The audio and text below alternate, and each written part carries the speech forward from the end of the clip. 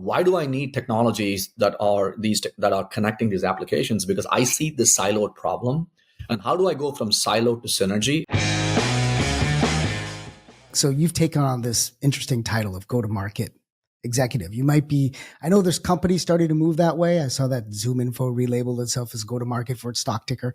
Right. And some of the competitors, like I think Demandbase changed itself from, saying it's an ABM system to a go-to-market system, but you're one of the first ones that took on what in terms of the sale of this, right? You could choose to sell something functionally and say, I'm going to solve this specific problem, or you can choose to sell it as, well, I'm not going to get this company.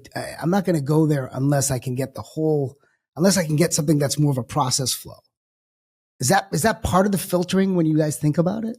When you guys try to drive the motion? It is. It's the power of and here, not or, right? Yeah. And so certain times what happens is Atlassian, for example, has a very specific financial need, which says that I got to close my books, 30 systems within finance, connecting all roads lead to Rome, right? ERP. And I need to connect all this stuff. It's painful. And okay, I'm going to use Workato to kind of automate this process and do it in half the time to close books for a public company. But in addition to that, it's and not or. In addition to that, IT teams and business technology teams have the purview of processes across these different functions, right? They're looking at it saying, hey, why do I need technologies that are connecting these applications? Because I see this siloed problem. And how do I go from silo to synergy? And a lot of times business technology teams and IT teams are tasked to do that. That's historically what middleware happened, right?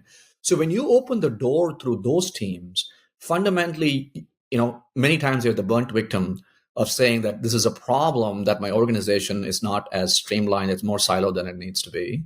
And so when you open the door through that buyer persona, you're fundamentally approaching it from a process perspective, as opposed to approaching it from a very functional selling to marketing or sales or customer support, which tends to look at it siloed.